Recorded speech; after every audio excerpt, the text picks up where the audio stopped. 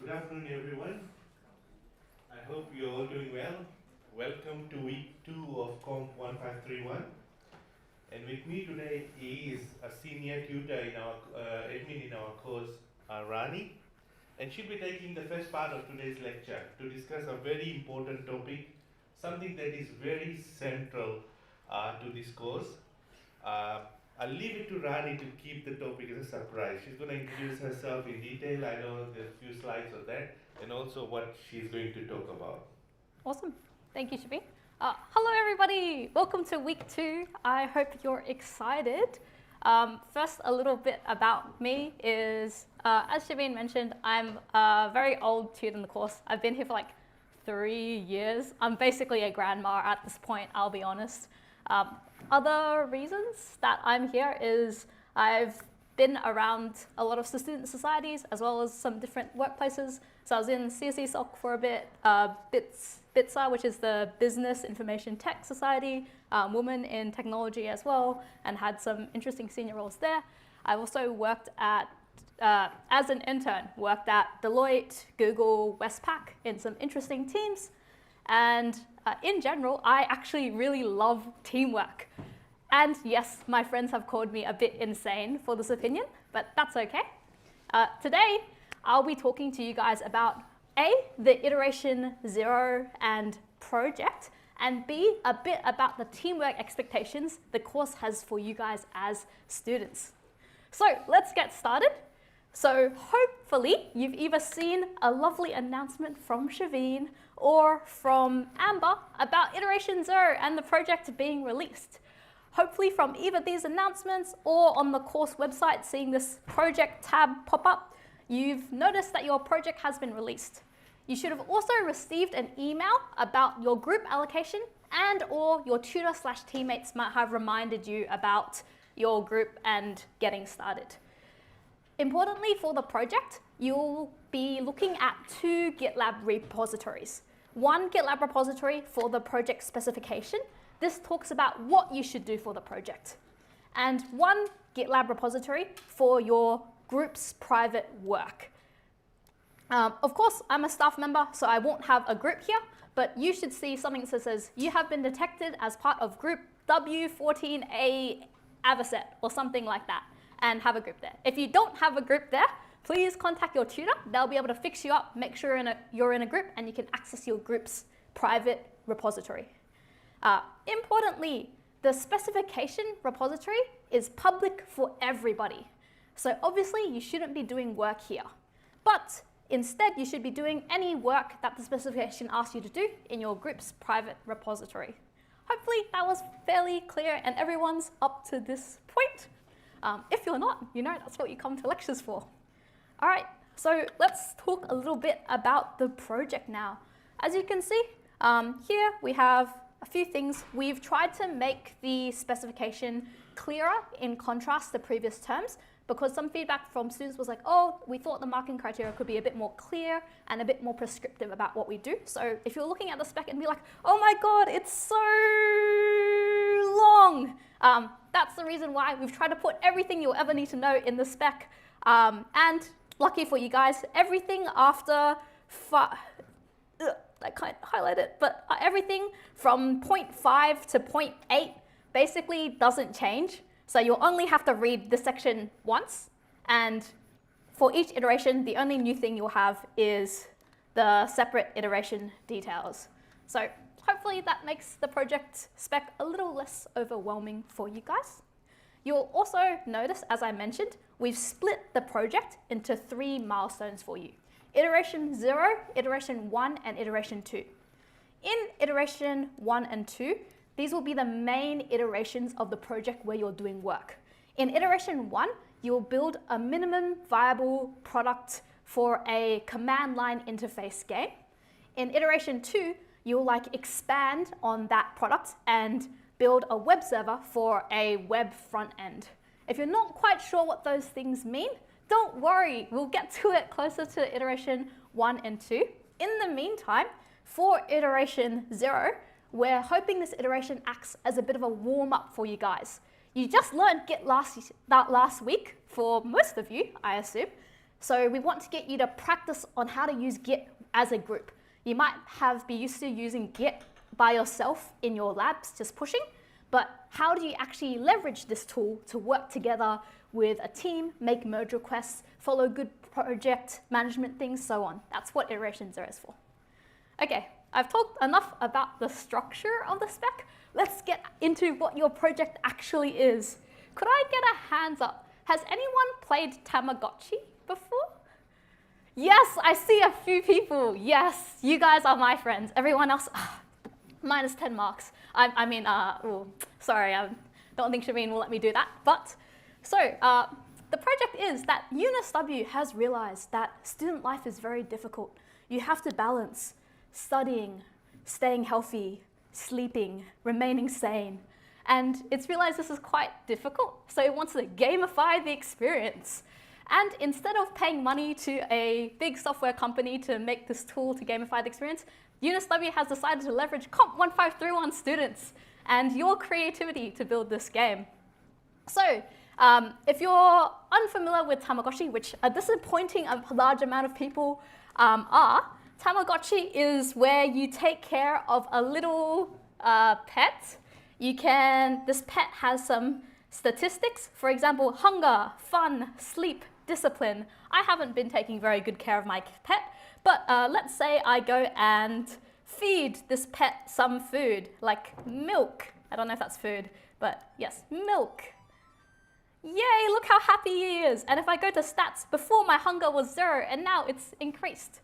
So you'll be doing the same, but for a virtual university student. Very important I specify that. And you'll be trying to make sure that they sleep, study, eat to maintain their energy, happiness, and academic progress. Unlike Tamagotchi, where the game is infinite, you can continue taking care of your Tamagotchi until you fail and you're like, oh no, I'm such a bad parent. But the Unigotchi instead has a definite end where you're trying to make your student graduate, or you fail to help your student graduate and they unfortunately might drop out. So that will be the project. Now, in iteration 0, we won't actually ask you to implement any of the specific mechanics for Unigotchi. That all comes in iteration 1. But we wanted to show you this cool web interface. We can't promise ours will look as nice, but this cool web interface to get you an idea of what you're building towards. You're building the logic that calculates the stats, whether the student passes the exam, etc. for this Unigotchi app. Now it's really overwhelming if I just said, go, build this now. And that's why we've broken it down into milestones for you guys. Talking about milestones, let's get a little bit more into what we asked you to do in iteration 0. Now, it's really important to emphasize the focus of iteration 0 is to help you and your group work together. You won't be doing anything difficult coding-wise, but you should pay attention to the Git practices that we ask you to follow, as well as the teamwork and project management things we ask you to pay attention for, because these will continue for iteration 1 and 2. So iteration 0 is a good time to test it out, make mistakes here, because it's only worth 5%, and that way you can score full marks and improve in iteration 1 and 2. In particular, in this iteration, you're expected to create a group contract, have at least one meeting with your group, utilize the GitLab issue boards, follow some good Git practices, design a data MD, and write some function stubs. I'll start talking about the function stubs because these are probably the most unfamiliar thing to everyone. So what is a stub? A stub is a function declaration and sample return value. So you can see here for auth register, I have a stub. I'm not actually implementing anything, like I'm not actually doing any registration. I'm just returning a return value that matches the interface here below. The reason we want you to write these function stubs because they're a demonstration of the structure and they're useful for collaboration later on. And everyone can do this. So you'll be organizing with your team to write all the function stubs in this table under 2.2. So you have auth register, auth login, blah, blah, blah, blah, blah, blah, blah, blah, blah, blah, blah, blah, blah, blah. I think there's about 18 function stubs. So it should be more than enough to get at least 3 merge requests each per a merge request per function and at least 3 merge requests per person. Let's do an example of how I might write a function stub. So inside my CSE, I've cloned down the project backend, and inside this project backend, let's say I've been assigned to write the function stub for auth register. Well, auth register, in terms of files, has been asked to go into auth.js. So I really want to make sure I open up auth.js instead of, say, course.js. Inside auth.js, I will write something like similar to up here, where I have my function, the stub value. I might neaten this up as well, so it's not taking up so much space. And bam, I have finished writing my function stub for iteration 0. And you guys might be like, wow, that's so easy. The code for iteration 0 is so easy. But that's because the code for iteration 0 is not the focus. What we want you to focus about is the Git and project requirements around this. So before, we skipped these 2 points. And the reason is these 2 points cover how you're going to go about the writing auth.js. On your project, it might have been mentioned before, but you're unable to push directly to the master branch. That means in order to get any code into the master branch, it must be through a merge request. So for this particular code, I might make a new branch. So git checkout. I might make this a bit bigger as well so people can see. I might go git branch. Currently I'm on the master branch. We don't want that. We can't push here. So git checkout -b. I might call it iter0 auth register, like so. Then on this branch, I will commit my code. Oops, there is a random file there. So again, I will commit my code, git commit, git add source auth.js, git commit -m. I'll provide a nice commit message. So I might write, hey, I've done a feature, or I've done a stub auth register. Cool. Now that I've created a new commit on this iteration 0 auth register branch, I might git push this up. Okay, the first time you create a branch, you need to register it with the origin. Usually that just means you copy paste this command. Great. And this command also says, hey, if you wanted to create a merge request, which I do, you can control-click this link. Open. Of course, if you miss the merge request, the other way you can create the merge request is going to the merge request tab on your project backend, creating new merge request, selecting the source branch iteration 0 auth register, and then creating it like so. Then, very importantly, after I create this merge request, you should not merge it in yourself. Instead, we want to wait for a teammate to come and look at our code and review it. After they approve, only then should I merge it in. So when this loads, this is quite slow, but when this loads, there will be a merge button, which I should not click. Instead, I should be like, hi, Shaveen. Why is this so slow? Let me refresh. Maybe that'll make it better. It did not make it better. All right, let's see if we can find a merge request somewhere else.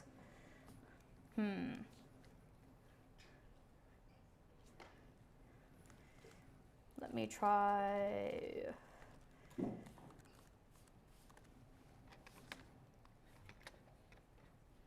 Merge request, create merge request.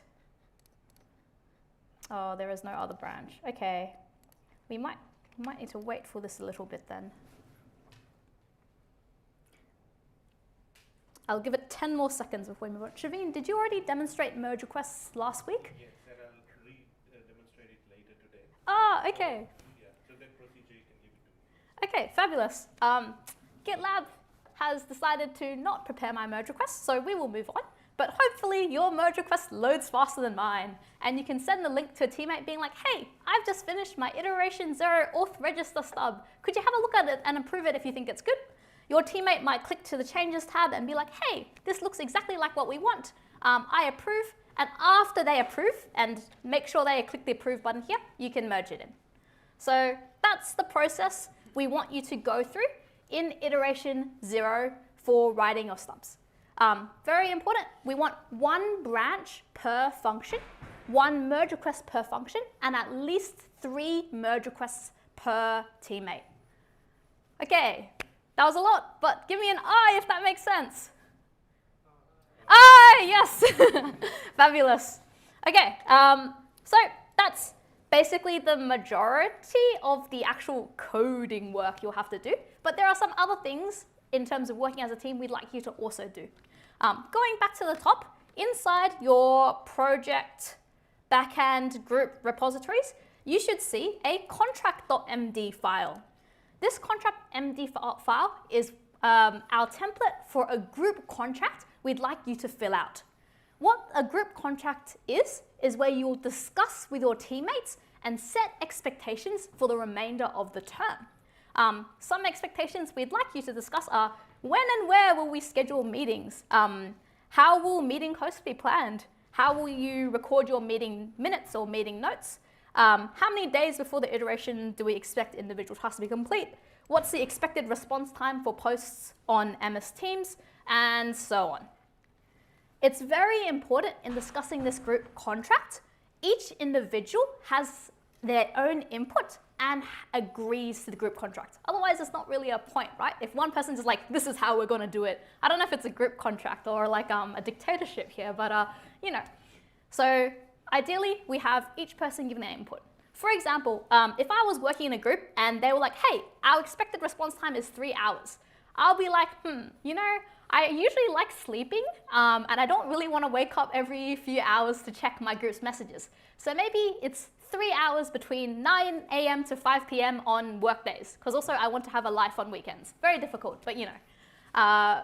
Alternatively, for example, throughout the term, your group might get better at working together and find places where your group contract might need to be tightened. For example, for iteration 1, you might say, hey, our internal deadline was 1 day before the iteration, and that meant at the end we had a whole bunch of merge conflicts and we had to rush to sort everything out. But for iteration 2, we'd like to not do that. So let's set our internal deadline 3 days before the due date instead, right?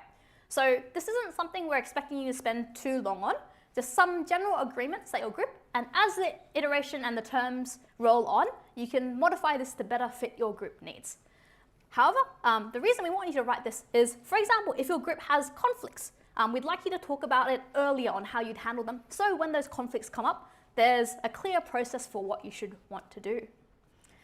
So that's a group contract. Next, we'd also like you to have at least one meeting with your group and document some notes from this meeting. For example, we've included a meeting minute template here, and the key aspects in this template we want you to fill out each time you have a meeting are 1, the date, time of the meeting, 2, the attendees of the meeting, and then any discussion and action items that came out from the meeting. So for example, in a meeting, if one person is always not attending, that'll be a clear sign for your tutor, hey, what's going on here? Is it just a bad time, or is this agreed by the group?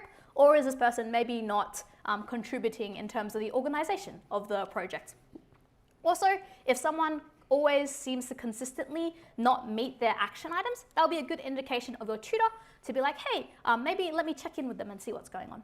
So meeting notes are there for you, 1, to make sure that everyone's on board. If someone's missed the meeting, they can get up to speed, but also a thing for your tutor to be able to look back on and check and understand what's going on with your group. So I'd like you to write at least one of those in iteration 0. Finally, we'd also like you to utilize GitLab issue boards. We'll talk a little bit more about task boards and theory later. However, issue boards essentially allow your team to track and organize tasks. In your repository, you should have 4 pre-created issues that we've created for you already. You should add more issues. For example, you'll notice that like exam take or simulate doom scroll or simulate study aren't here, but auth register is here. So if I'm in charge and have been allocated the auth register function, I should assign this to myself. When I'm doing the function, I should, if we have it, we do have an in progress label, fabulous. I will move this to in progress when I'm working on it. And after it's been reviewed, approved, merged, I would put this to close when it's into master. So we ask you to at least use the issue board to assign yourself in iteration 0 so you can get used to it for future iterations where you might have a lot more tasks to work on. Okay, finally, the last thing we'd like you to do for iteration 0 is design a data structure to store all the data needed. While you're working on the function stubs, you might notice that they need a lot of information to work. For example, user details needs the person's name, their ID, the number of simulations they have, the number of graduations they have. However, if in auth register, you aren't storing their name somewhere or their student ID somewhere, you won't be able to retrieve this information. So looking through the interface table, the returns, the descriptions, we'd like your group together to come up with a bit of a design for what data exists in your application and how to store that information. An example, you can imagine at the very minimum, the application needs to record user information and it needs to record simulation information. But how you organize that might be up to your group to decide. All right, so that's all the tasks we had under requirements. I might pause here and ask, does anyone have any questions about this? Yes?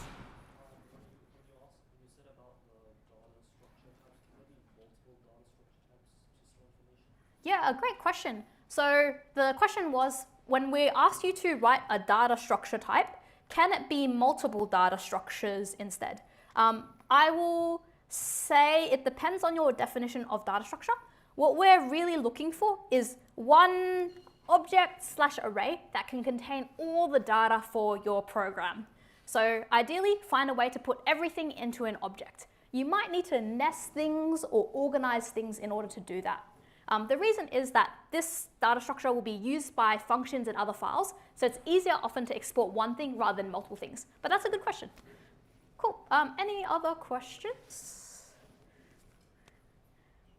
It's definitely a lot to process, so if questions come up, do post on the forum. Let me know later during the break, or ask your tutors during your class, of course. All right, so those are the tasks for iteration 0. Let's talk a little bit about the criteria and the assessment now. So the auto marking on iteration 0 is only 20%. You can imagine, right? Because you're basically just copy pasting things from the table. In iteration 0, it's very special in that the dry run is equivalent to auto marking. So I can run the dry run like so. 1531 dry run 0.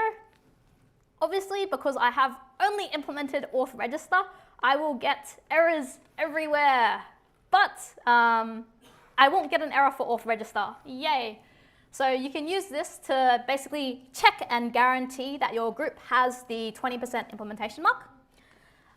For documentation, we'll be looking at data store. For Git practices, we'll be looking at your commit messages, your branching and merge requests, and that you've met the requirement of at least 3 merge requests per member. For project and management teamwork, we're looking at some of the other stuff that we mentioned.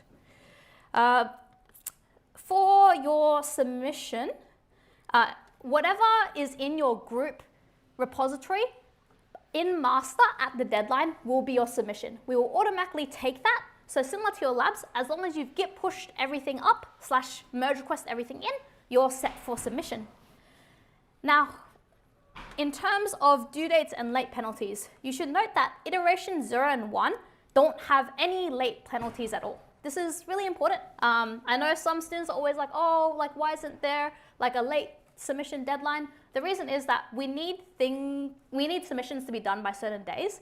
Allowing late penalties just means that we need to push the due date earlier. So we'd rather everyone get the latest due date possible and have no late submissions, unless so that everyone can have the most time possible rather than allowing late submissions. Iteration 2 is a bit different because it's the last submission, but we'll talk about that a bit later when iteration 2 comes up. Rerun opportunities exist for iteration 1 and 2, so we'll also talk about that more then. And section 6 talks a bit about how we evaluate your individual contribution, as well as how to manage group problems and a bit more on the specific criteria if you're not sure on how to get full marks in particular places. Cool. So that should be all for iteration 0. There will be a few more things in iteration 1 and 2 to look at, but we'll chat about those then. All right, any general questions for iteration 0? Yes? So the turnaround for this is a week? Correct. This is due this Friday. So are the turnarounds between this sort of conversation on 1 and 2, are those also going to be a week, or will those be longer? Definitely longer. So iteration 0, you saw, right? It's a few deliverables and then basically copy pasting for some functions, right? We're expecting groups that are like really locked in can probably get it done within an hour or within like a lab, right? Iteration 1 and 2, there'll be much more significant work. You'll be actually expected to implement and fully test some of the features that you're working on. So I think for iteration 1 and 2, you'll have like at least 3 weeks, probably more like 4. And the deadlines for those are in the deadline section of the spec. So yeah, iteration 1's due in week 5. It's probably released next week. Iteration 2's due in week 9. It's probably released right after Flexi Week or right before Flexi Week, one of those. I'm not quite sure there. But yes, good question on the due dates. Okay, now everyone is so excited to get into iteration 2. Why don't we talk a little bit about teamwork? Load, yes. Okay, so in this teamwork section of the,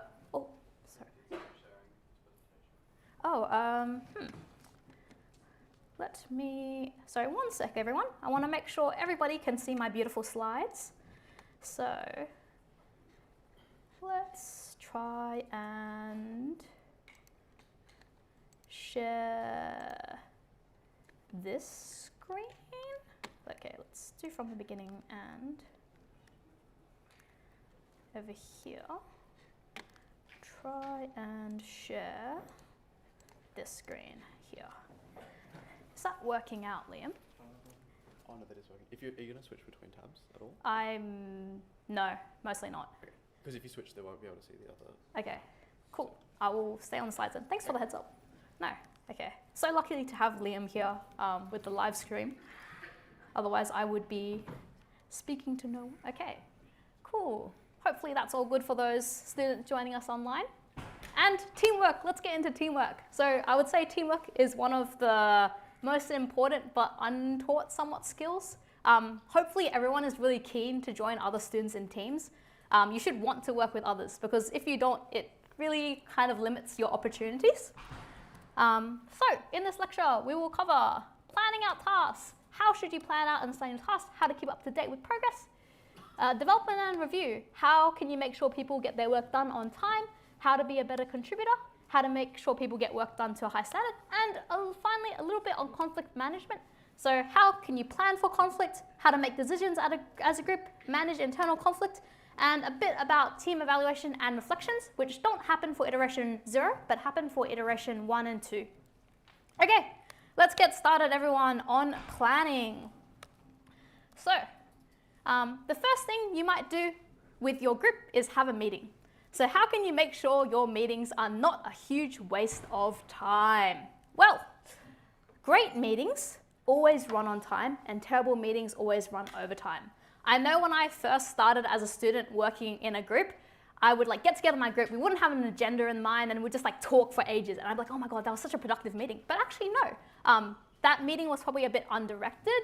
It was probably a bit yappy or out of focus. So we want to try and make sure our meetings run on time instead. Next, terrible meetings have a clear agenda and goal, great meetings have a clear agenda and goal, whereas terrible meetings are aimless. If you come to the meeting not knowing what you're going to talk about, then people will come in unprepared, and that meeting won't be as directed and as smooth as you'd like it to be. So for example, for iteration 0, you might say to the group, hey, I'd like to have a meeting with you guys at this date and time. Let's chat about the group contract, who's doing what tasks, and data.md. And maybe let's have a recap on the group process so everyone's on the same page, right? So that would be like, hey, there are 4 clear agenda items that we want to achieve by the end of this meeting. And that will be a lot more directed. Everyone will be able to come into the meeting with a bit more idea of what to expect. Great meetings encourage contribution. Terrible meetings are dominated by one person. Again, with the dictatorship. If you go into a meeting with a group and you're just talking the entire time, you don't get to hear the opinions, the thoughts of your group members, which is really important, not only to understand where they're coming from, but also so that you have better ideas maybe, or you can collaborate. Next, great meetings, people prepare for the meeting. Terrible meetings, people enter the meeting unprepared. Say your group rocks up, no one's read the spec, you're gonna spend the first 15 minutes of that 30-minute meeting reading the spec, right? So ideally, if you have an agenda, it will let people prepare for the meeting, and when you get to the meeting, it'll be a lot more prepared and smooth. Everyone should have thought about the discussion points they want to talk about. Finally, great meetings stay on topic, whereas terrible meetings go off topic. So during a meeting, you might be like, oh, actually, how do you do this merge request, right? And then there might be a 15-minute tangent on how to git checkout, create a new branch, and how to run do a merge request, right? But this might not be a focus of the meeting. So maybe if someone's asked that, you can be like, hey, maybe let's talk about that later. I'll help you after the meeting's done. Let's focus on our agenda items, right? If you've worked any corporate roles, this is probably really important. You might have seen this happen a few times as well. Okay, so let's talk about something that you might want to do during your first meeting of iteration 1, not iteration 0, which is plan for dependencies. In industry for project management, a really commonly used tool is a Gantt chart. So it's a bit hard to see in the image, but you can see how it visualizes task scheduling as well as communicates dependencies. So for example, the market research over there needs to be done before the functional requirements are complete. However, in 1531, this level of detail and planning is probably not needed because you're only working on the development side. So we'd like you to still plan for dependencies, but in another way. So, question, each iteration has a list of things to implement/do. I've just listed out the functions here, but you probably have other things like your group contract, like your data.md, and so on. For everybody, I'd like you to think about this. Is there an order that you need to do these functions in? Is there an order you need to do these functions in? All right, let's get hands up. So who thinks, no, there's no order that you necessarily need to do these functions in. You can kind of do them all at the same time. One person at the front, yes, raise your hand, be proud. No one's backing him up, guys. All right. How about the other side? Who thinks, yes, there is an order that you need to do these functions in? Oh, almost everyone else. I feel like I might have led you guys to that. let's see what the correct answer is. The correct answer is yes and no. Fabulous, everyone is correct, except for those who did not raise their hands and participate. So the question was a bit misleading, right? Is there an order that you must work on the functions in? No. You can work on all the functions in parallel, which is a great benefit of Git, right? You can make a separate branch and you can work on exam take while your friend is working on auth register and you have no influence on each other, right? However, in iteration 1, when we're actually writing implementation and when we're writing testing, some functions will rely on other functions to test. How can you visualize this? With a dependencies graph. So, for example, I need to be able to register a user before I can log in with that user, right? That means that login requires register in order to properly test. And if you're not properly testing your function, you can't guarantee it works, right? So we need register to be complete before login is complete. Similar for simulation create, simulation study, and exam take. For taking an exam, well, you need to be able to study to be able to take an exam and pass. So sim study needs to be complete. And you need a simulation to exist before you can simulate studying, so simulation create needs to exist. And you need a user in order to create a simulation, so auth register needs to be complete, right? So the dependency graph should communicate to you not the order that you need to do the functions in, but the order that these functions should be merged into the master branch. Does that make sense, everyone? I'm gonna get a hands up for yes. Okay, fabulous. No, I've done a fantastic job. I should never have doubted myself. Okay, great. Now, while you're drawing out this dependencies graph for iteration 1, you might notice that some dependencies might have a circular dependency. For example, simulate study has a condition where if the student has already graduated, then you cannot simulate studying. They're already done with study. They never need to study again, I hope. But in order to simulate a student graduating, the student needs to take some exams. But in order to take some exams, the student needs to simulate studying. But in order to simulate studying, you need to check if the student's graduated, right? So you might know it's like, oh no, simulate study and simulate exam take are a circular dependency. How do you resolve this? Just break up the circular dependencies. So obviously, I would say that in this case, simulate study is a more important function to merge in first. Otherwise, you can't even start exam take, right? What this means is that you might not write the test in simulation study for graduated students. And instead, you might say to the person writing exam take, hey, I have this extra thing that needs to be done. Could you either write that test when you finish and merge in your function, or let me know so I write that test after? So all these circular dependencies that you see, discuss among your group which is the most important to get done first, and then resolve it either by writing more tests later, having the tests be written by someone else, or otherwise. Cool. Let's move on then. So we talked a little bit about the task board in iteration 0. More formally, what is a task board? A task board is a project management tool. It's used to track tasks, and we ask that you put a description, some status, and an assignee.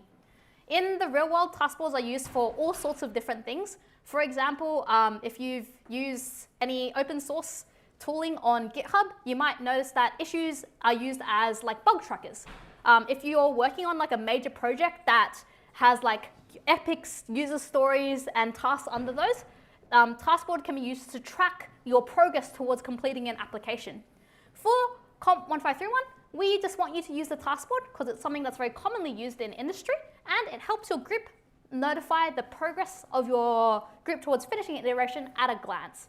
So in this case, bit of an older example, but you can see that throughout iteration 1, this group's made some good progress on various things. However, admin quiz create is still in progress, and maybe at the end of the iteration, that's a bit concerning.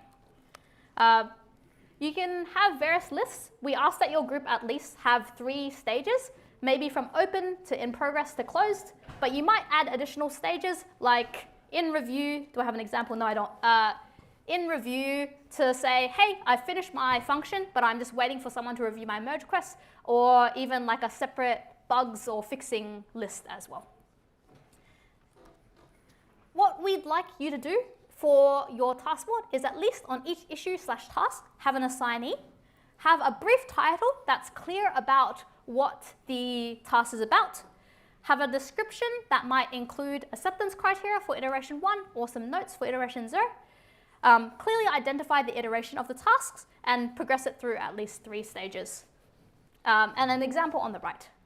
All right, so we've talked about quite a lot. We've talked about meetings, we've talked about task boards, we've talked about circular dependencies.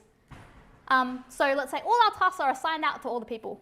Now, how do we make sure that things get done on time? If everyone could look at the text message on screen where I've said to my mate that I'm working with on a project, hey Sam, considering that you have experience with 3D modeling, do you mind making a model of the enclosure? Can anyone tell me what mistake I've made here in assigning this task? Yes. You didn't give a due date, so maybe once you need it, but you still haven't done it. Yes, perfect by the dude in the front. Sorry, what's your name? Bowen. Bowen, perfect by Bowen in the front. Yes, I didn't assign a due date to this task. So Sam could be like, yes, I will do the 3D modeling enclosure. However, I will do it in 100 years. And, he's not wrong for that. I didn't set the expectation. I can only blame myself. I wish. So make sure when you're assigning tasks, always set deadlines for the tasks. That makes it very clear to everyone when things are expected to be done. There's no room for wiggle room being like, oh, etc., right? All right, next example. I have said, hey team, here's a summary of the task by this week. Please complete them by next Tuesday's meeting. Wow, deadline. Let's go, learning from the first example. Mary/Jason, write up the justification for design decisions section for the final report. Can anyone look at this example and tell me what I've done wrong here? I've given a deadline, so that can't be it. Well, what else might be? Bowen, you're banned. I see that you have an answer, you're banned. So I'll need someone else to come save us. Yes? Sort of left it up to 2 people to delegate what to do. Yeah, perfect. What's your name, man? Neil, yes, Neil has got the perfect answer. I've delegated to 2 people to do, and if I've left it up to them, Mary might be like, oh, I thought Jason was going to do the justifications. And Jason might be like, oh, I thought Mary was going to do the justifications. It's not clear where the responsibility lies. So where possible, you'll need to avoid the social diffusion effect. Try and assign a broken down task to a single person instead. All right. Another tip we can use is to exploit commitment bias. So rather than one dictator assigning all the tasks to everyone, it's important to get buy-in and commitment in order to complete tasks. For example, if anyone's done any private tutoring, you might get the kid who you're tutoring to write down, here are the tasks that I will complete by next week. And since it's in their own handwriting and they agree to it, they'll have more commitment to completing tasks. In your group work, what this might look like is checking that, hey, is everyone happy with their tasks? Does everyone think, given their own workload, they can complete it by the due dates we've assigned? Does everyone feel like this is fair, right? To make sure that everyone has planned out and committed to the tasks that they're being assigned or that they have agreed to doing. And finally, you can exploit the social facilitation effect. Don't know about you guys, but when I was studying for my HSC, I often went to libraries because I've got nothing done at home and I would just really watch YouTube all day. But when I went to the library, suddenly I was so productive because everyone around me was productive. I'm like, oh my God, I feel guilty if I'm not productive. So you can do similar for your group project. Maybe if everyone's struggling to get started, you can book a room in the library or meet up somewhere and work on the project together, just silently. You don't need to discuss, it's not a meeting or anything, but just because everyone around you is working, hopefully that'll help you work. Obviously you can use this yourself as well and head to libraries or places where people are working. But hopefully those small tips and I guess psychological manipulation things help you get your group members on the same page and helps everyone get their work done on time. Okay, so we're speeding through. Next is development and review. So we've talked a little bit about meetings. However, an iteration is, okay, that shouldn't say 2 weeks, approximately 4 weeks. And meetings can be too long, right? If you're having an hour meeting every week or every 3 days, I don't know about you guys, but I don't really want to see my group that much. No shade to them, they're lovely people, but just not, for me. So what else can we do if we want to have frequent check-ins so that we know what's going on with our group and we can pivot if anything happens or, someone's struggling? Well, we can use stand-ups. This is really common in the tech industry when you're working, actually. It's like every day at 10 a.m. or 11 a.m., you'll get up with your team and everyone will do a stand-up and update on what they're working on. So what is a stand-up? It's a frequent, often daily, short progress update where you answer 3 key questions. What did I do since the last stand-up? What problems am I facing or did I face, which are blockers that are preventing you from making progress? And what are you going to do before the next stand-up or try to? These can be synchronous or asynchronous. So a stand-up could be just posting in an MS Teams at an agreed time with your team. Or if you're working at a particular company, everyone might stand up around the desks and like speak about what they're doing. Here is, oh yes, the course expectation is at least 2 stand-ups per week from each member. So maybe you can organize with your group when your stand-up times are. Here is an example of an asynchronous stand-up. So one person, one poor person, it's me, has to write the message about the stand-up. So hey everyone, reply with a quick comment saying what you've done, what your blockers are, and what you're going to do. They've replied, and very importantly, they've listed their blockers. So hey, I can't properly test this admin quiz name update until this person has finished admin quiz create. I'm also struggling a bit with just testing and have other coursework coming up soon, FYI. So I'm saying, hey, by the way, I might not be able to do work, and also right now I'm blocked in making progress because of this. And you want to focus on resolving blockers after the stand-up potentially, because that's preventing you guys from doing work or preventing you guys from being productive at max velocity is like an agile term. Anyway, also we have another teammate chiming in saying, hey, sorry, didn't do much in the last few days, was busy with other assignments. We'll finish admin quiz create today if possible and get it out for review. So number 1, we really love the transparency by this teammate. You know, he could have not said anything and just be like, oh yeah, it's all going good, guys. And then I wouldn't even know that they needed help, right? But because he's been really transparent, the team can pivot and support them or encourage them to reach out to course resources. They also mentioned, hey, I might be stuck on how to actually fetch the data and return it. I'm not sure how to get this particular parameter. At another teammate, would you have time to help me out? And maybe do some pair programming with me, right? So he's explained a blocker as well as suggested for how to resolve it, which we also love. You might be asking, so this is a quick example of a stand-up that you might do with your group.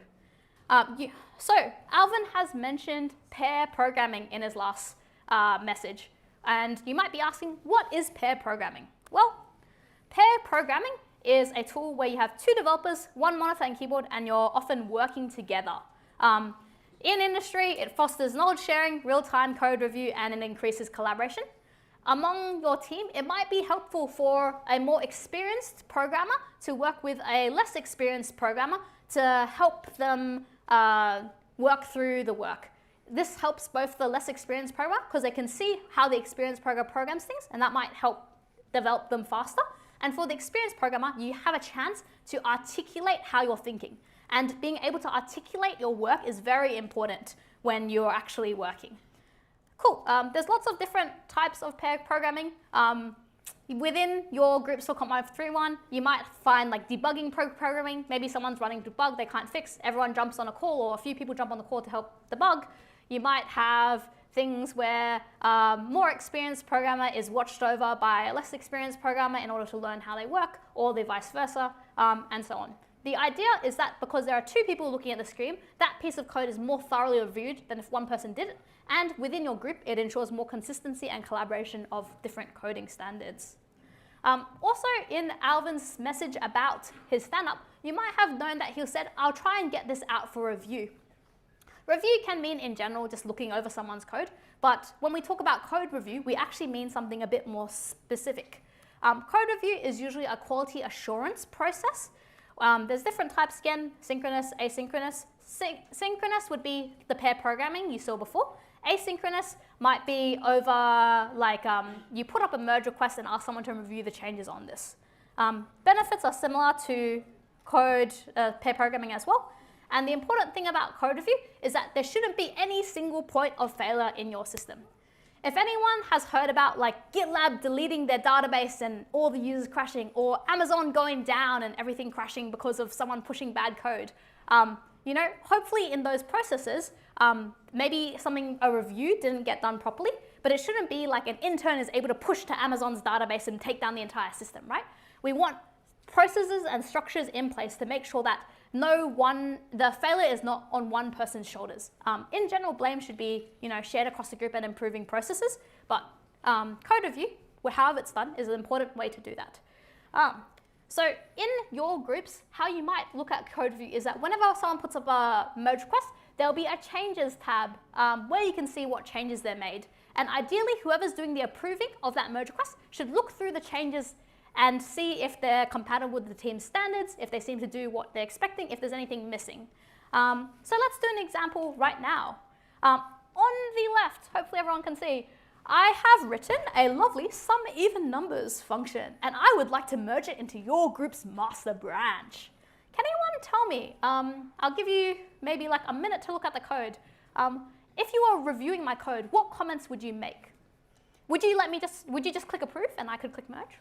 Or would you have a few thoughts on this? Yeah, so clearly, I'm using some very interesting things like far. I've got a loop there, lovely loop. And I've got some testing at the bottom, which is also quite nice. But what might I be able to improve in this code? Would you let me merge this into your master branch? Yes. Yes, sorry, what was your name? Abdullah? Abdullah has said that I'm using double equal signs instead of triple equal signs, which is correct. In the middle on line 5, you can see I'm doing if nums I mod 2 is equal to 0, but with the double equal signs instead of the triple. So if somehow nums I is a string, this will work, whereas we probably don't want it to work. Anything else? I can tell you guys are tired because actually there's an error on almost every single line, which is fabulous. I've never written a worse piece of code in my life. No, but some other things that my teammate who's reviewing my code could have picked up is that, hey, I'm using var.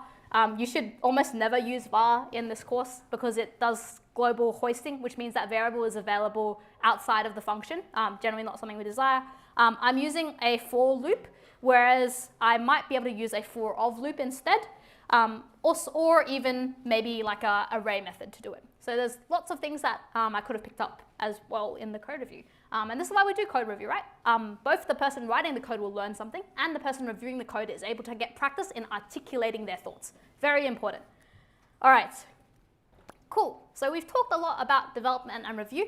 You might be thinking, hey, I'm not so technically strong, or I've never done teamwork before in terms of code. How can I be a better contributor to my group? Well, the most important thing I want everyone to take away is to be transparent and proactive. If things aren't going well, please tell your group. If you aren't going to get a task done on time, tell your group. If you're not sure about how to do something and you're unsure about something that's been said in the meeting, you should tell your group. I promise that I've worked with lots of different people across the years, and my favorite people to work with are those who are communicative and proactive. Because if you communicate your group, there's a chance they can actually do something about it. Whereas if you hide your problems or your concerns away, then the only person that can do anything about it is you, and you might get through that, but it's maybe a bit better to have a bigger support network. Okay, next is to embrace imposter syndrome. Things might seem very difficult. You're learning a lot of new stuff in this course. Git, JavaScript, so you might shy away from doing certain tasks because you don't think you can do them. But I promise you, everything that we teach you in this course is very doable. So we definitely recommend you take some class that you think that might be out of your control. Within your reach, and you'll be able to work hard, and we believe in you to be able to work hard and get those out. It'll be very achieving and experience as well. Next, if you know that your technical skills might not be as strong, it's really important that you keep practicing. Technical skills are something that definitely do not develop overnight. They also, take such a wide field. You might be really strong in one aspect, whereas another group member might not be, and vice versa. So try keep up with content, try understand and modify things in order to understand them better, and try break the problem down. You should also make use of course resources, right? So when you're struggling, don't struggle alone. Tell your group, of course try yourself, but tell your group, go to the forum, go to help sessions as well. All right. we're almost done, guys. Hang with me. Last aspect that I'd like to chat about is conflict management. So conflict is inevitable in your group work. There's lots of different causes of conflicts. For example, if you have really strong conflicting opinions about design, if you have people that aren't willing to listen to others, if people don't feel like they have a chance to share their opinion and ideas, that they're being steamrolled in the group, if they have different rules for acceptable behavior, different cultures, have different expectations, maybe there's a little bit of a clash of that in your group. If the workload's not being shared equally or a perceived inequitability, that might result in tension and resentment.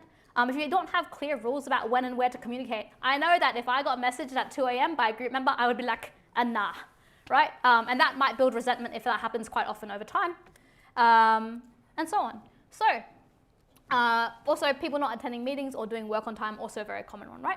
So how can you resolve causes of these arguments? How can you get ahead of them? Well, one thing that we've already talked about is your group contract. Hopefully the group contract helps set expectations for most of these things so you don't have arguments about it. And there's a process management strategy for what happens if there is a conflict. So that's what we asked you to refer to. But we do also want to chat about some more specific things, such as making decisions. For example, if in my group we're saying, hey, which Kanban board should we use? Everyone says GitLab issues, GitLab issues, GitLab issues, GitLab issues, GitLab issues, and one person says Jira. We live in a democratic society. Does that mean that we just go with GitLab issues? Man says yes, love that, but maybe not in terms of producing the best work. No, actually. Even though everyone's voted for GitLab issues, what if the person that says Jira has a really good reason for wanting to use Jira instead of GitLab issues? So what's important is that even if there's a majority, you should hear out the person that has the differing opinion. So a better way might be if the person who asks, what Kanban board should we use? The person with a different suggestion might say, hey, I know everyone wants to use GitLab issues, but do you mind if I state why I think Jira is better? And you might find that, hey, Jira is better, right? So please make sure you're hearing all opinions, even if they're not the majority. Next, let's say we have some conflicting design decisions. Let's use an array of objects. No, let's use a single object. No, let's use multiple arrays. How do we resolve this? In this case, since it's a very specific coding problem, I would suggest listing out the pros and cons of each and then making a group decision on which one will most benefit. You might put additional weight on someone who has more experience with programming, or you might just do a majority vote, right? But it's clear to know what the pros and cons are. I will say that there is no right answer here, right? It really depends on your group. Cool. Finally, let's talk about some more specific processes on how to resolve conflict. If you have an internal group issue, for example, unequal contribution, we expect you to communicate with the person you have the issue with, do it in a polite way, have a suggestion for how you think the problem could improve, and don't make the suggestion passively aggressively as well. Then, as a group, work together to solve it. If the responses from whoever you have an issue with are not constructive, at that point, please contact your tutor privately explaining the thread. One note on communication as well is that in this course, we expect all communication to be on Microsoft Teams. I know people like using Discord, Instagram, Weixin or WeChat, or otherwise. We'd advise you to keep all the communication on Microsoft Teams. If you don't like the channels your tutors created for you, you can create a chat and add all your members and add your tutors as well so they can stay up to date. But your tutor will not be able to look at any messages set on platforms outside of Microsoft Teams when resolving conflict. So we suggest from the start, just be like, hey, everyone on Microsoft Teams, use other platforms at your own risk. Cool. A very common one next is disappearing group members. What should you do in this case? Message them on MS Teams asking them for their whereabouts. If they don't reply in 48 to 72 hours, depending on when the iteration is due, of course, please continue as if they won't reappear. If they reappear and have lost the opportunity to do work, that's on them, not you. And also, maybe plan to avoid putting yourself in life or death situations where you're waiting for a reply from someone, right? So maybe set that internal deadline of your team a little bit earlier than the due date for the iteration. In general, I'm sure everyone can see that the trend here is that you should communicate clearly with your team and your tutor about what your problem is, what your suggestion is, and how you might fix it together. Just a note in general for 1531 is that we mark students as individually as we can. Your tutor will look through contribution via the teamwork evaluation, via scripts, and via Git. So you should rest assured that in the case of unequal contribution, it should be quite evident to identify. All right, stay with me, everyone. 2 more minutes and we'll have a break. You heard me mention contribution and teamwork evaluation. For iteration 1+, we'll get you to fill out a form at the end of your iteration under project teamwork evaluation that basically asks you to rate how your team's been working together. It evaluates your team on a few things, and it's reviewed by your tutor at the end of the iteration. It's really important to note, whatever goes into the teamwork evaluation will not directly affect your marks, but it's an avenue for your tutor to investigate issues. So if the tutor's like, hey, everyone in the group is saying that this person has not completed their work on time, they might look a bit closer to see if this is actually the case or if there are some other reasons this has happened. For example, if someone's had something horrible happen to them, or just something, not nice or difficult happen to them. Yes, aside from teamwork evaluation, for iteration 1+, we'll also get you to submit internal and group reflections just so you can think about how to improve for next iteration as a group and individually. All right. Also, just in general in this lecture, you don't need to do everything we've mentioned. You don't need to pair program everything or code review everything or, write really detailed issues. Instead, you should set your own standards depending on how that works for your group. So don't feel like you need to do everything in this lecture. Look at the minimum standards imposed by the specification, work from that, and add as you would like with your group. All right. Everyone, you're fantastic for listening so far and focusing so far. Do I have any last questions before a break? No, fabulous. Thanks for listening. 5 minutes break from now on. Thank you. Yay. Oh, yes, claps. Yes. Okay.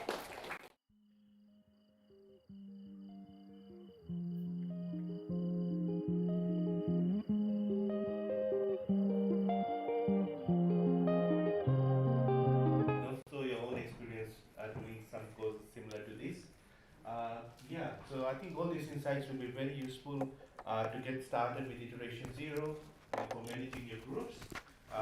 We'll have a 5 minutes break. At 2:10, we'll resume with our normal lecture, back to JavaScript and GitLab stuff. So we'll have a short break. Thank you.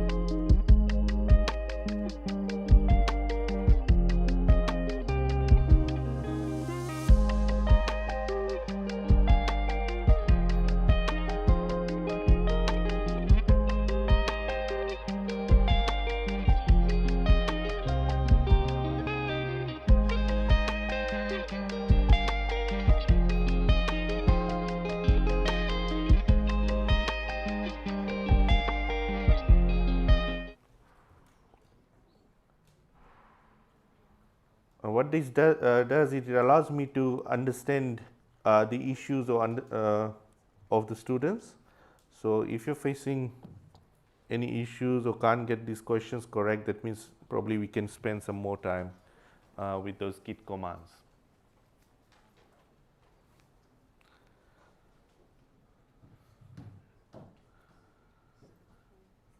There's 5 very simple questions.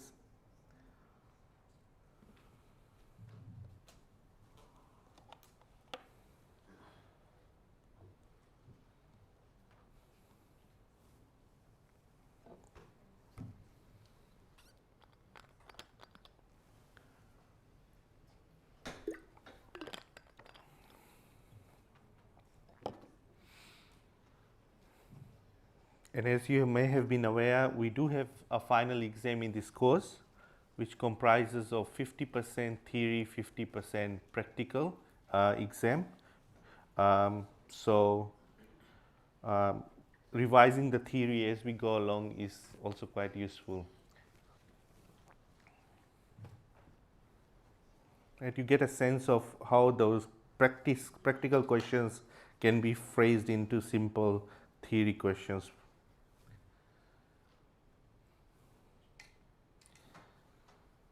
Okay, 30 more seconds and then we'll see where the class is at.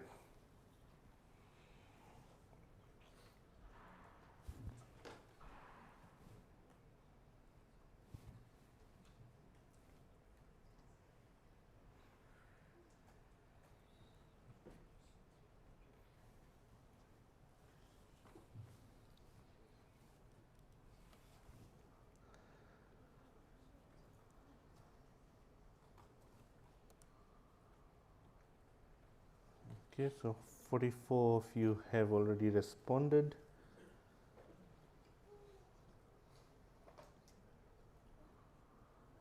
Let's see.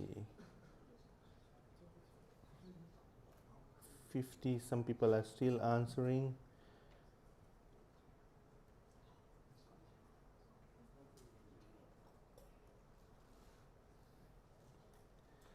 Okay. It seems like for question 1, people are on the right track. In terms of why we are not using tools like Dropbox, OneDrive, Google Docs in this course, and the answer is D. They are just too simple and not designed for programming purpose and for collaboration, right? Even though they do provide features which can be useful, such as file synchronization and remotely storing information in the cloud. Ideally for software projects, they're not so useful. The second question is basically asking for the sequence of operations in terms of how you'll push your local updates to the Git repository. And yeah, most of you are on the right track. We start with git add first, then we commit, right? So adding is, like I said, I use the analogy of a box. You add files to that, then you label it using commit with the appropriate message, and then you push it to the remote server or where the destination is. Question 3, you have modified a JS file, but you did not run the git add. That means you have not put it in a package or a box to be sent out. What happens if you commit or do a git commit? Right? So because there's nothing there, nothing will be committed, isn't it? So that's the obvious answer there, right? Because there's no files added to be committed, so there's nothing against which those messages and this labeling would occur. So definitely A is the obvious answer. The fourth question is, when do merge conflicts typically occur? Right, and most of you got it right. When people are working on the same file, right, and they have different versions of the code in that file, right, and then you see when you try to push or pull information, there is a conflict in which version is the correct one or the most updated one, and then you try to resolve it. Like similar to what I showed you in the lecture on Thursday, where you can manually just edit and uncomment sections which probably you don't want and move things around. And the final one is quite straightforward. Same edits app.js and runs the commit and the push command, but Git says nothing to commit. Same is confused because they definitely changed the file. What happened here? Right? So 90% got it right. Right? You didn't add the file, so you can't commit and push something if nothing was added to that package, right? Or that box to be shipped out. So that's the obvious answer. There's a few people here who are thinking probably the person was on the wrong branch. We didn't get any information on that. So that's the most obvious answer we can get from what information is provided to us. So you might get a bit similar multiple choice questions. There will be multiple choice questions in the final exam like this. And that is how we test a little bit of coding using theory. Okay, so that's all good. Now, if you recall, we encountered a slight issue towards the end of last week's lecture. Right? We didn't fully see the Git merge process, right, or the merge request. And also when Rani was showing you how you can merge a branch, things were not working properly. So what we'll do is we'll try to do that again quickly today and see that if we have a main central branch, right, and then you create, you have the main code stub, main section of the code, and then you, create a branch for a particular feature, then you want to merge that feature back into the main. How do you actually do that? Right. So let me just take you to the example that we were doing on Thursday. Sorry, I'm going to the wrong section here. So I'm using just the command line, but pretty much what I'm trying to do is to go to this particular directory, student2, and then we had some lecture demo code from last Thursday. So I'll do cd desktop, right, then cd student 2's laptop, right. So that's my lecture demo, this particular directory, and I'm just opening that using VS Code.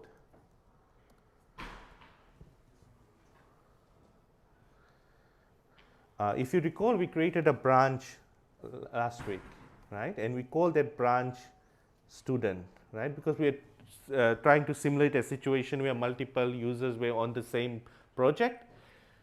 In your actual project itself, when you create a branch is for a feature. So make sure your branch name is a feature name, right, just like Rani has suggested, auth register, for example, right.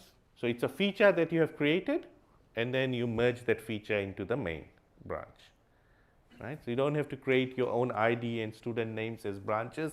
It will actually be for a feature.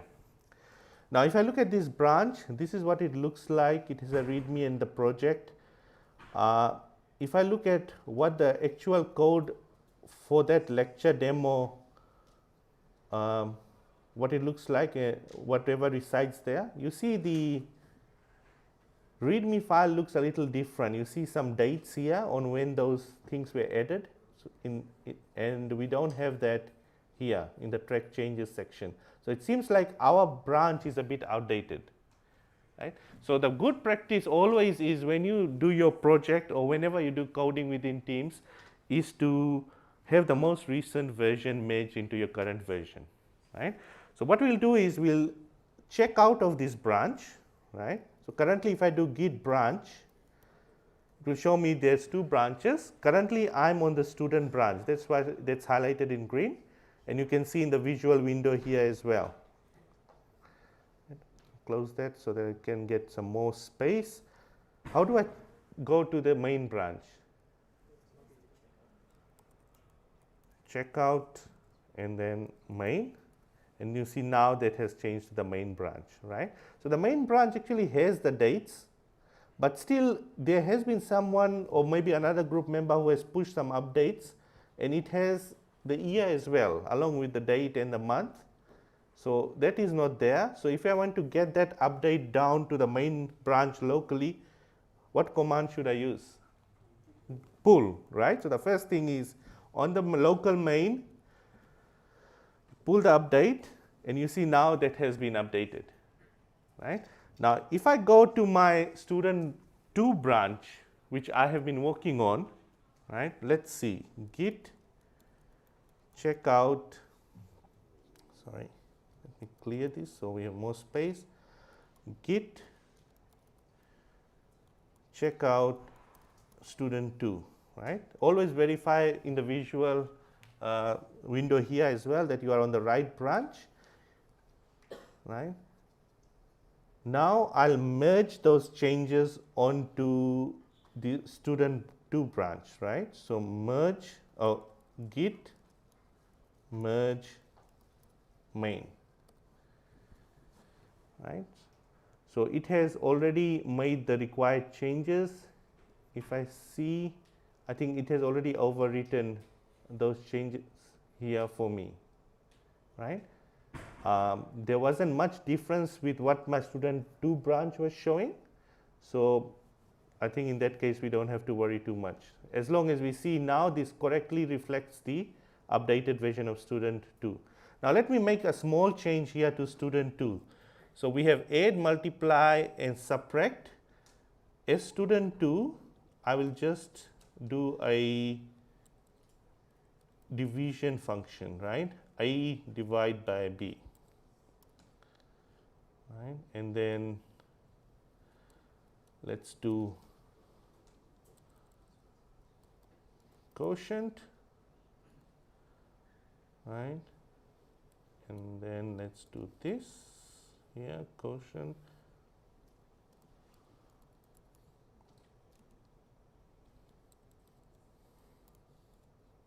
Okay, hope this works. So node. Oh yeah, it's still here. Thank you. Quotient. It's div, sorry. Okay, yeah. So the function I created was div, and that's what I'm calling and getting the quotient value, and then I'm just using that here to display. If I do node project, sorry, node project.js, I get the quotient, right? 15 divided by 10 is 1.5. So that's working locally. So what I did is I had an outdated file locally. So I went to my main branch, made sure it was in sync with whatever is the most recent update on my Git server, that's your project repo, and then merged it to my local branch, right? Now my branches has been updated. I added my code now, and now this is changed. This is my final product, for example. Now I want this to be pushed to the server so that the other group member can take that down, work on some other aspect of the code as well, right? You don't have to do it sequentially one after the other. People can download versions concurrently, but in this case, just to demonstrate how merge request works, what is the first thing I should do? Basically, there's 3 simple commands. First, you add all the files that have been changed, right?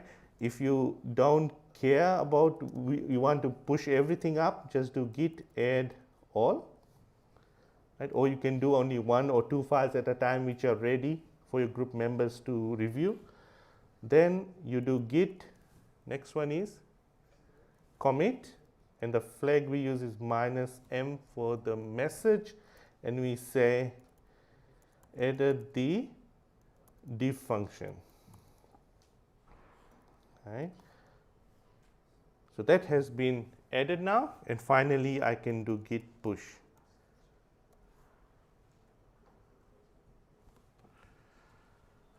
Right?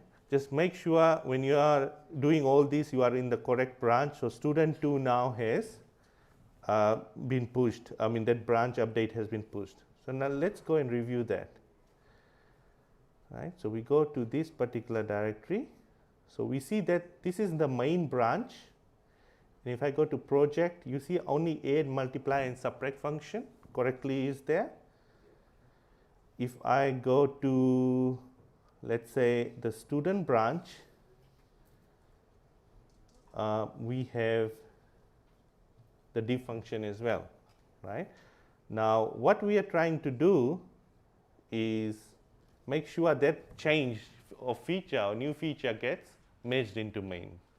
So that's what a merge request will do, right? And that's what Rani was also trying to show you. So what you can do is use the option here, or come here, and I think there's option code merge request. It will do the same thing. So if I say create merge request, right, add the div function. In your case, you have done the auto register function or whatever the function is, right? I'm making the request, so I'm the assignee, and strictly the reviewer has to be some other team member, right? Just for demo purpose, I'll choose myself as the reviewer so that I can also show you the approval process. And then the other option you should focus on is deleting source branch. We don't want to lose trace of all the updates that have happened in the branch, right? So we'll uncheck that. And then we'll say create merge request. Right? So the merge request has been created. When the other person or group member goes through their notification that there is a new merge request that requires approval, they'll see a screen similar to this, right? So what they can do is click on changes and see what the changes have been, right? And in green it will highlight, okay, so there's a new function that has been contributed by student 2. There has been some changes here, a new line inserted. Things have been moved around, and then we see the console.log added here, which kind of displays the quotient value, right? So if all looks okay,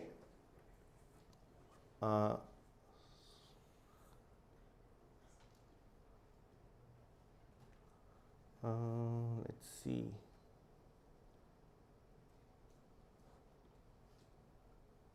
Right, all looks okay, that person will say approve, right? So once that is approved, you can actually go and merge it, right? So that has been merged now. If there has been any issues or the group member has to communicate with you that certain lines of code can be improved, maybe instead of naming this variable as a function name as div, you can use the full division or something like that. You can always use this text area to actually write comments or communicate with each other. Where did you paste the link in the terminal? Terminal. So where did you paste the link? Because we just finished git push. Huh. It becomes a link. And where did you use that link? So when I did git push, then I went to the GitLab repository on the CSC server. So I went to the web interface to actually check or create that merge request. Could you show me again about where to paste that link? Okay, I'll go over that again. Just the final step, right, which is verification before you can move on to the next feature maybe, is when you go to the main branch again, you can always open and verify that, yeah, that function is now merged into main. You can also look at the stack trace, the history as well. If you go to here, you go to commits, and you'll see the sequence of commits, and it will say merge branch student 2 to main. Okay, I'll do whatever you are saying again, just for the benefit, right? So in my local project, local working directory, in my student 2 branch, the next feature that I want to add now is, okay, let's say a simple console.log, the project is ready for submission, right? Just some weird thing. So some additional line of code has now been created. So your local version branch has some new code. Now you want to push that code up to the remote repo, which is on the CSE servers. So the first command would be git add, right? And then, okay, let me just see if I have saved it. Yeah, git add, okay. Then git commit -m for message flag added and a, let's say, output statement.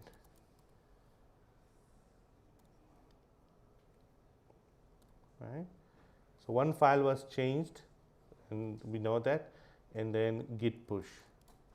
Now I can create merge requests using the command line as well, but that's not suggested for this course, and the reason is because we want your group members to communicate with you. Maybe there are suggestions and feedback, things get unapproved. So when you do it online, it keeps a better track of all those actions, right? So that's done, you have pushed it. Now when your group members log in, because you are sharing the same repository, they'll see, when they click on their project, they'll see create merge request, because there's some update done to some branch, some feature has been added now, right? So I click on create merge request, and that is added an output statement, right? I'll just assign it to my assignee is me and reviewer someone else, but I'll just put myself there, and I don't want to squash the branch or delete the source branch, and I create the merge request. Right? So the merge request has been created.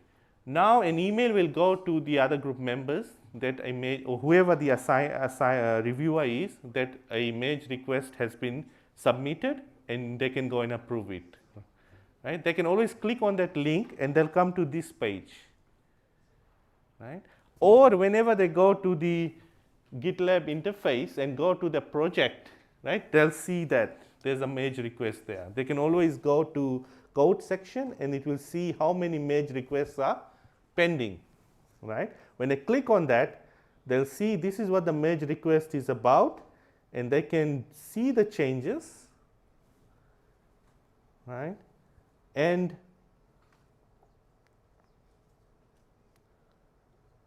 they can approve it if they're happy with it, right? If they're not, they can always write some comments here, right?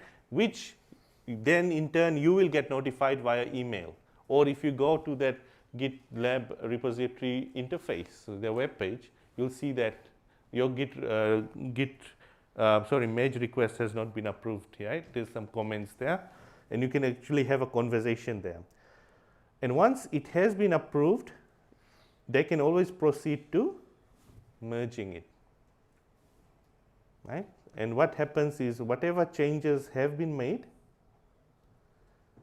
has been now included in the branch. So there's an additional commit which says merging branch into main. If you want to verify that, if you go to project.js, you'll see that new statement now is in the main branch. Right? So that is something, it's good you have asked, because that is something that you will be doing again and again this week, because for each function that you will write the stub for, you will create a merge request and someone else will approve it, right? If there's some mistake there, they will tell you, oh, don't use this parameter or change the return, right? Then you change it, and then you can do git add, commit, and push again, right? And then create a new merge request, right? And so on. Clear on that? And like Rani has also mentioned, it's in the spec. Each of you will have to submit at least 3. Right? Because there are 20 code stubs. Even though it's simple, copy, paste, and then just change a few things, and then you have to do it one at a time, right? Okay. Okay, so that's what wasn't working last week Friday, or maybe we rushed through that last week Friday and what Rani couldn't do, but that's the simple procedure of merging your code changes into the main repo. Okay, now let's discuss the next part, and I'll try not to overwhelm you with this one, right? So let me know if you have questions as we progress. Now the next aspect that we want to look at is multi-files and importing, right? So what we're trying to answer is why. Why do we need multiple files, and why do we need to import functions when we write code?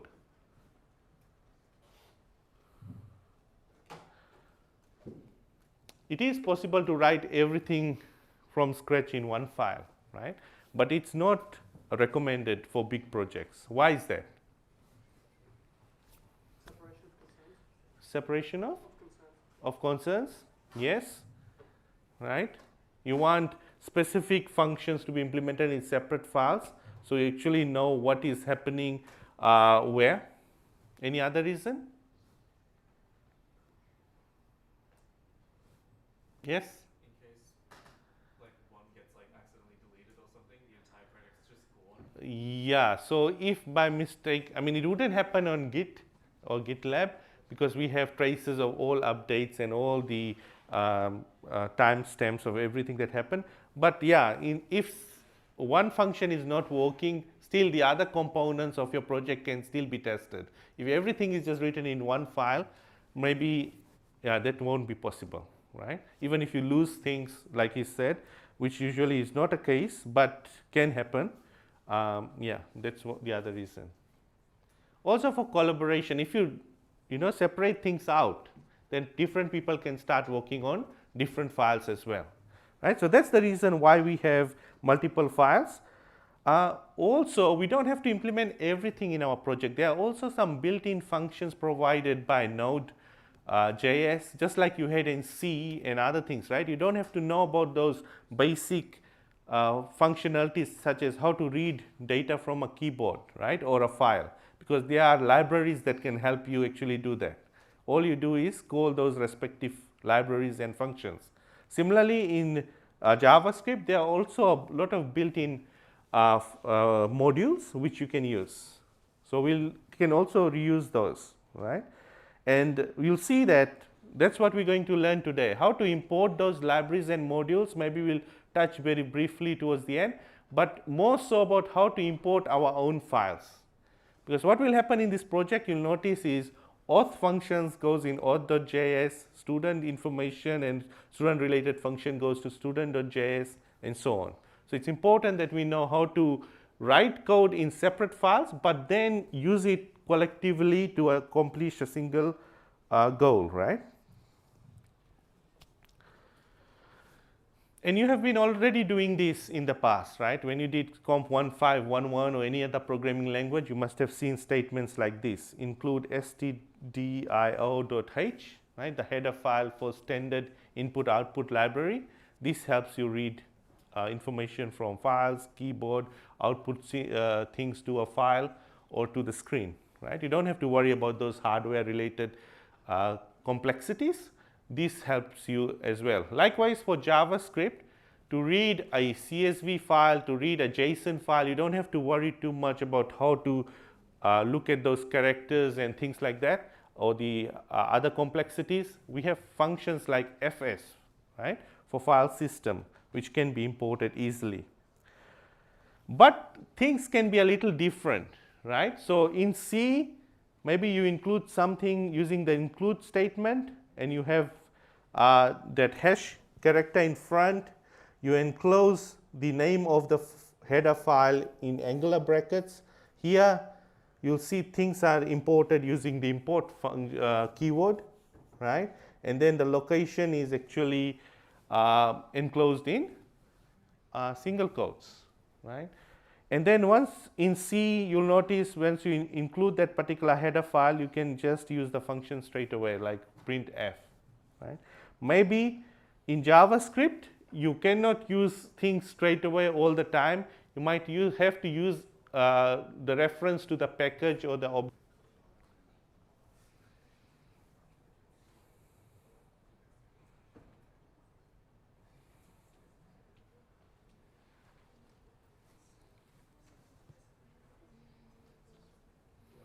Okay. So if you look at the code which I was just showing you on the slide, it has a function called many string, right? And when we pass in two parameters, one is the repeat value and the second one is the string itself. I think just from the function call and the name of the function, we can infer that maybe it's trying to print that string multiple times, right? But if you dive deeper, there's a for loop that iterates or starts from 0 and goes up till the number of repeats we have stated, and it just concatenates the string that we have to a variable here, and then outputs that value. So in other words, that string gets concatenated x number of times, in this case repeat number of times, for example 5 in this case, and gets displayed to the screen. So if I run this code, node split before, right, you see hello is displayed 5 times for you, right? Quite straightforward. Now if you have to split this into two files, right, let's split, for example, and put a function in a separate file, and then the main part which is going to handle the display in a separate file. So this is what the main looks like, right, console.log, and we have the function name and the parameters, and we have to import the function from another file. So I've already created this before the class, and just copied and pasted that function here, right. Now if I want that file to be accessed by another JS file, I have to export that, right. So I'm not exporting the file, what we're doing is exporting the functions in the file. In this case, I'm using the keyword export default many string, right. That's the function I'm exporting, right. Now if I want to use that function, I go to main and I can use many string from that particular file. So import that particular function from split after lib, that's the name of the file which has the function, and then I just call that function here, right. Now if I do node split after libraries, right. So this is after we have split them into two. Oh, sorry, this is the one split, no, split after main. So library is just the function, main is where the output statement is. That's why I didn't see the output last time. So now we get it to work, right. Quite straightforward, nothing tricky, nothing unusual there, right. Any questions? Okay. Now the next thing is, there are other ways of exporting a function, right. Instead of exporting it like this, right, I can just comment that and just use export here before the function name, default, right. I've saved that. Now I run the code and it still works. So that's another way of exporting. So if you have 3 or 4 functions written there, you can do export and then the function name. But there's one catch, there's the keyword default. What does default mean in this case? Anyone has done some pre-reading?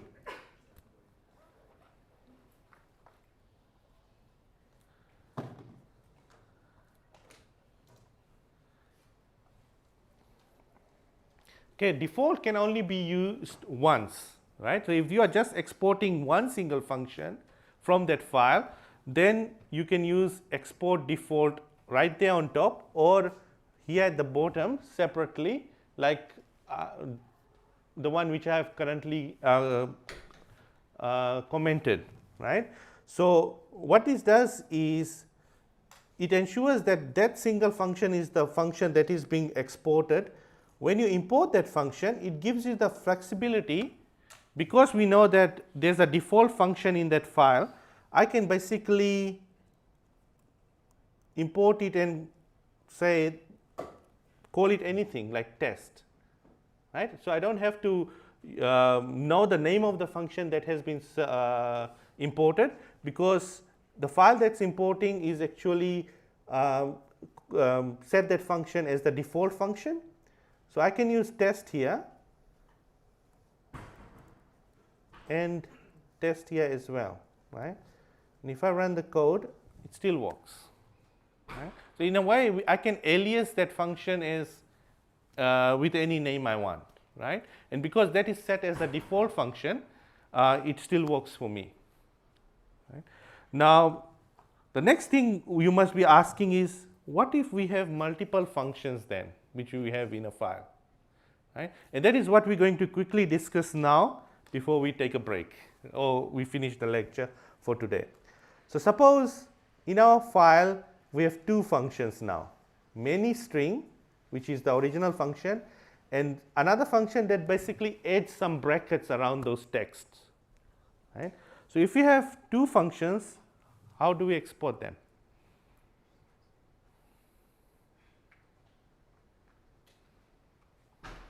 We can't use the keyword default.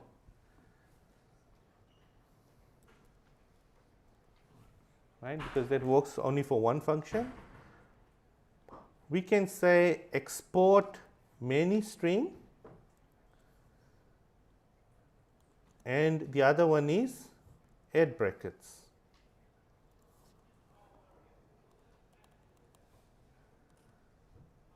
Right? Is that clear? Okay. Remember, we use default when we just set one main function in a file to be the default one that can be imported by other files, right? So we'll use export, and then we'll say multiple functions, and we provide the name of the functions. When we go and import, right? So we can actually import those functions because they are specifically sent. We have to use their names. So we're using main string and add brackets. Right? So those are the two functions that are being imported.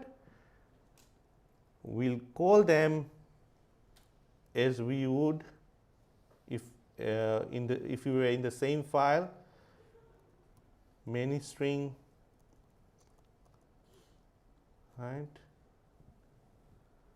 Now I'll run this updated version, export main, or it's multi export main.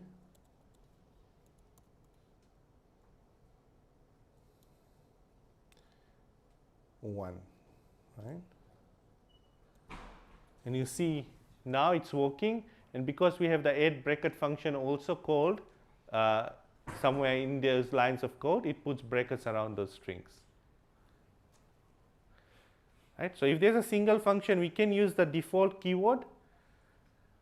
But if you have multiple functions, we don't use the default keyword, we use the named export, right? We name the function we want to export, and we can actually, when we import, we actually name the functions, right? We can't just use test or anything like that. But JavaScript is quite flexible. It can allow you to use aliases, right? So I can still call, let's say last time I called, used the name or alias test for many string. I can also use that here, right? So I've used the alias approach, right? If I do clear, still works, right? The reason we need alias, anyone knows why we need alias sometime? It's a necessary evil or something very important. If we've already used that name for a different. Yes, so if you're using, working on a big project, maybe there's multiple versions of the sum function, right? For integers and maybe for decimal numbers. If you've used that function already, if you use the alias, your code will still work. There will be no conflict, right? Likewise, we have built-in libraries which may have implemented certain functions like read or square root, and now you are developing your own version, right? That's where these aliases become quite handy, right? So I won't go into detail into this. We'll start Thursday's lecture with some more examples, but for now, that is how you can have multiple files working together, and you can import functions which are defined in a separate file using the import function approach, right? Remember, there are two ways. One is using default export, right? The other one is using the named export, where you name the function. So when you import, you can specify you have to specify the specific names of the function first. Okay, so that's all for today now. I know it has been maybe a bit overwhelming, but yeah, I think we're doing good. See you all on Thursday. If you have any questions about your project, please talk to your tutors or escalate the issues to us if you are stuck. Okay, thank you.